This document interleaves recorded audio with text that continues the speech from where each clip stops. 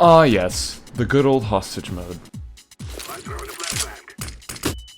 It's like that one friend that is chill, but incredibly introverted. He exists, and you know he's there to hang out with, but why would you hang out with him when you're friends with the 2's mode, who's not only incredibly funny, but censors you whenever a racial slur comes out of your mouth. A decent amount of the player base just doesn't have a particular liking to this game mode, and you know what? I'm genuinely upset at that fact. Hostage mode is honestly fun in my opinion. It's just a casual experience in a game where a ton of the player base has eyes that look like the sun in Minecraft. That being said, however, hostage mode definitely still has a ton of problems. Even if we exclude it being more T-sided, the whole stigma behind the hostage mode not being competitively viable really gives a bad stink to this game mode, which I personally disagree with, as a casual player and that is in a very low elo and unfortunately has a shitload of playtime in this game. However, with agency being added back to the game, I think it's time for me to talk about my opinions on the hostage mode and what I would change about it in an attempt to make it more popular. Can hostage mode, the game mode that is known for LNG spam, hall waiting, and smokes, be competitively balanced and viable? Well, let's talk about it.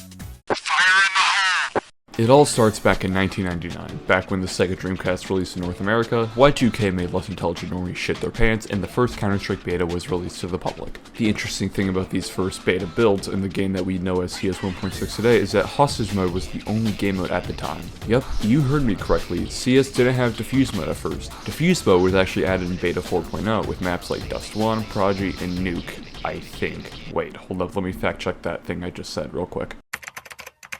Okay, good. According to Counter-Strike's fan wiki, I am not a Pop-Tart. Nonetheless, though, hostage mode is even more T-sided than how it is now, and is genuinely shocking. For instance, until Beta 4, you didn't even win the round by rescuing the hostages, and before Beta 5, hostages didn't even get rescued automatically in the rescue zone. You had to interact with them. Also, unlike today, hostages cannot be carried, instead they just follow you around until you rescue them. Hostage mode in these early versions of Counter-Strike is even more unbalanced than the World Trade Center moments after a few planes flew into it, combined with the pathfinding of the hostages being incredibly derpy, and we have a nightmare for game balance. However, at the time, people didn't really care that much about the game balance. Remember, compared to today, people weren't as competitive as now. Counter-Strike basically invented the esports scene as we know it, so in the modern day, the Counter-Strike player base is about as competitive as a honey badger. And as we know, the hostage mode isn't good in the competitive setting, which gives it the bad game mode stink that I mentioned earlier. It's like the Redditor in your high school type of stink, you know, the one that doesn't shower, has very bad dandruff, etc., and that's a very bad thing. Despite this, balance changes have been made since the first beta release though, but one of the other changes was making it so you don't need to rescue all the hostages. Instead, you only need to have to rescue 50% of them, which is definitely a better improvement. Despite these changes to the game mode though, hostages map design doesn't help this imbalance problem. Let's look at CS Office for example. In current day Counter-Strike, terrorists spawn close to the two hostages. This isn't bad on paper, in fact it makes a ton of sense. It's like how in Diffuse CT spawn really close to the bomb sites. The problem is that the terrorists have better weapons than the CTs. I mean, I think we can all agree that the AK-47 is better than both M4s, unless if your spray control is like a Parkinson's kid trying to climb a ladder, who's also afraid of heights. That's one of the problems with the balance. The second one is just the general map design. These fortress designs aren't inherently a bad blueprint, but with the first problem existing, this makes this design way less ideal. We will talk about maps a little later though, and despite what others think, I think a fortress design can be done right in Counter-Strike. I just wanted the words fortress design to rattle in your brain a little bit before you go more in depth about it. That's not to say Valve didn't make changes to the hostage mode when they were in charge of Counter-Strike though. However, they basically kept hostage mode and CS Source the exact same as it was in 1.6. The hostages themselves did get new models though, but something like that is expected when this game is considered a remake of CS 1.6. During this time, I would also say that hostage mode did become a little less popular than it was before. People just started looking towards diffuse mode more and more. That wasn't not to say that it was impossible to find a lobby or anything like that, but diffuse mode was basically known to be the more popular mode by now. Eventually though, Valve would give the hostage mode more love whenever Counter-Strike Global Offensive came out. In fact, they gave it enough love to make a 3 evolve into a 7. Sure, it's not hottie status, but it's definitely a cutie with no gag reflex. Actually, is Condition 0 improved AI pathfinding, making it less CT-sided and... These changes were not in the initial 2012 release of the game though. Instead, they were added on March 2013 with the re-release of CS Militia, which by the way, Valve, respectfully, fuck you for removing 80% of the game's content. You haven't even added much of that content back. Like, ooh, we get 2 arms race maps in Train now. Yippee, I guess? I swear, y'all are about as slow as a white person trying to complete a construction project in Arizona. Either way, let me stop bitching like a far-right person. First thing that was changed was the hostages no longer follow you anymore. Now instead, you pick them up, which is a massive improvement. They also reduced the round timer and made it so it gets increased whenever you pick up a hostage. adjusted the economy to what it is today, and added the rescue kit and a bunch of other random stuff I am too lazy to talk about. Did these changes work? Well, yeah, they were great in my opinion, but hostage mode still has two core problems. Sure, the economy is slightly better, but the fact the CTs have worse weapons is the bigger problem to me. They are just more expensive than the T counterparts, and that should be changed in my opinion. Also, as I stated before, these fortress-like hostage map designs aren't really the best for competitive play. Let's look at CS Office for example. Office is a pure nightmare for playing it seriously. Remember, two ops can basically lock down both entrances to the location of the hostages, and with how the CT economy is already way harsher in hostage mode than it already is in diffuse mode, that makes the match snowball even more than a Canadian tripping off a snowboard. We can also look at my personal favorite official hostage map, CS Assault. This map isn't in CS2 unfortunately, and if it is by the end of this year, I will drink lubricant off the most feminine dude in the comment section. Shitty out of context joke aside, it has the same problem as Office. It might actually be worse because there is only one way to get into the hostage room, and that's not even considering how hard it is to get into the warehouse itself. Sure, I love Assault. It's my favorite hostage map because of its bullshit, but man, no wonder why hostage mode is unbalanced. I don't think these fortress designs is a bad idea in theory, but it needs way more adjustments to the game rules itself to make the maps balanced for both teams. So since Valve won't ever touch hostage mode because they're lazier than a fat child, what would be the best way to make it viable in its current state? Well, that's up to the community mappers, since Valve hasn't made an original hostage map in a long time. And luckily, I think there's at least 2 case studies we can use to see how balanced we can make the hostage mode with its current game rules, and maybe even make it competitively viable. Ah yes, these 2 maps were of course the best of the hostage mode in my opinion. Unless you started playing this game like 3 months ago, you would have at least heard of these maps. Let's talk about Insertion first. I'll be real though, I haven't played this map that much at all. In fact, I really only have experience with its sequel that was added in Operation Riptide. I can count on at most 2 Mike Wazowski hands how much I've played on Insertion 2. Despite this, Insertion and its sequel that I'm largely going to neglect for this video just play really differently than most hostage maps. On paper, both Insertion 1 and 2 are more balanced than other hostage maps that have been in the game minus Agency. So, what makes these 2 maps special?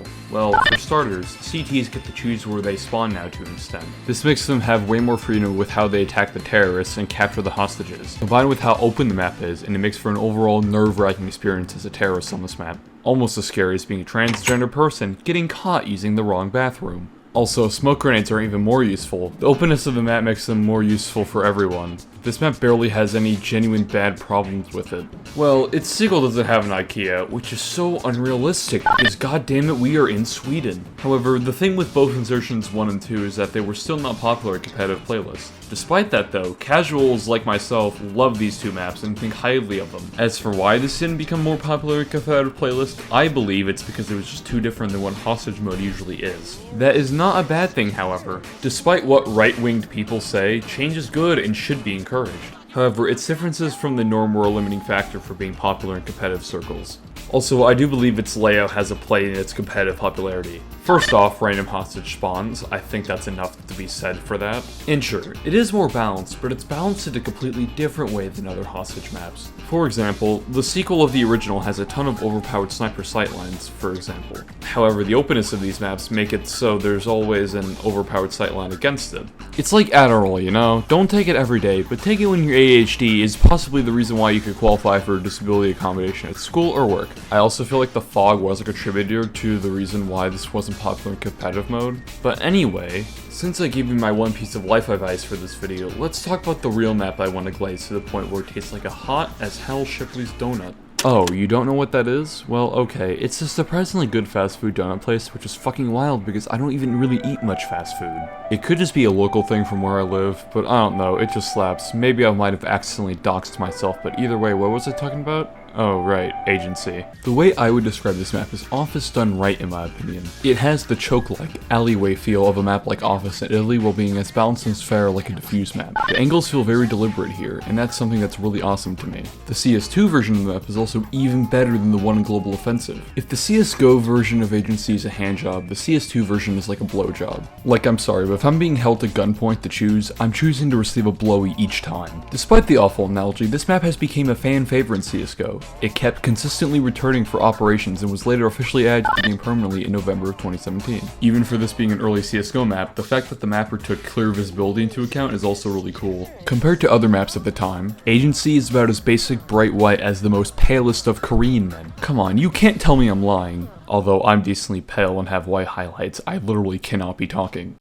The CS2 version of this map also makes some very cool changes that in my opinion make the map play better. I really like the removal of the helipad at CT spawn, and especially this window boost in this room here. Simple stuff like these windows really make this map feel much more balanced for the CTs than other maps in the hostage mode. Overall, I think this map is awesome, and the mapper deserves so much more praise for the creation of this map. However, we do have one problem. First of all, we don't know if this map is going to stay in CS2 like how it did in CSGO, and that sucks. If someone at Valve is watching this, you guys better keep this map in the fucking game. Otherwise, your office complex on the 3rd floor is totally not going to become the new bomb site A. I mean, I wouldn't do it, but I'm pretty sure someone else would. The second problem as well, mob mentality. Hostage mode will forever be known as this very casual mode, because it's always been known for that and still being known for that because of it. This unfortunately sucks, but hey, Agency is proof that it is possible and technically probable to make a competitive viable hostage map, even with its design flaws from its rule set.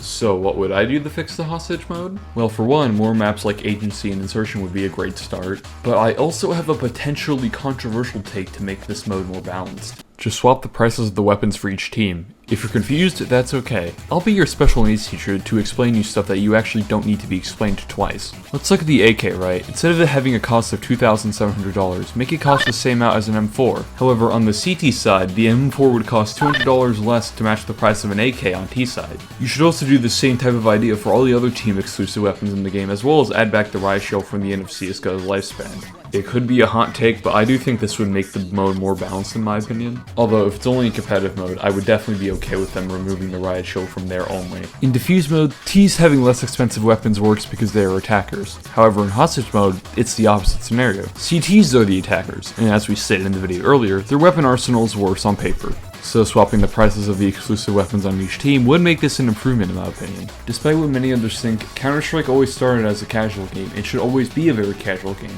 And while the competitive parts and sectors of the game aren't bad, I feel the casual sides of this community should get way more attention. I definitely feel like making hostage mode more balanced is a good thing for everyone. Counter-Strike was this goofy game with friends that you play on to have fun, not compete for massive pools like a kid winning a pointless talent show. Look, the point is, I feel like hostage mode should be getting some more attention by Valve. More fun and balanced ways to play is always a good thing in my opinion. And you know, maybe it one day will.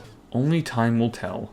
Anyway, I think I rambled on for long enough. I might have ADHD and be autistic, but I can't hyperfixate on hostage mode for any longer. So thanks for watching this video, and thank you guys for the support recently. If you want to talk to me or scream at me like a raging Karen possibly for offending you, go join my Discord server. And just remember, internet dwellers, a slap to the face always means no. Bye-bye!